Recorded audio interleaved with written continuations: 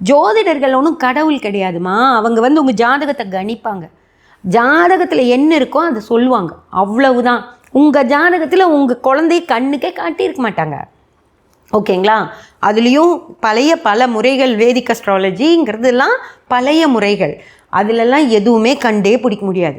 இப்போ வந்திருக்கிற புதிய முறைகளில் கூட புதிய முறைனா இல்லாததெல்லாம் வரல. அதே கிரகம்தான், அதே 9 கிரகம்தான், அதே 12 கட்டம்தான். ஓகேங்களா? இன்னும் கொஞ்சம் துல்லியத்தன்மைக்கு வந்திருக்கோம், டிகிரி சுத்தமாக பார்க்க வந்திருக்கோம்.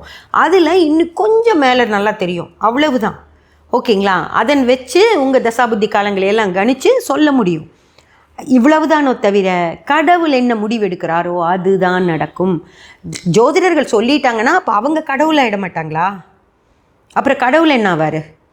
ஓகேங்களா? அதனால் சகோதரி, எனக்கு ரொம்ப நன்றி. இந்த விஷயத்தை நீங்கள் சொன்னதுனால தான் என்னால் இந்த பதிவே, இப்படி ஒரு பதிவே என்னால் போட முடிஞ்சது. அதனால் உங்களுக்கு ரொம்ப ரொம்ப நன்றி.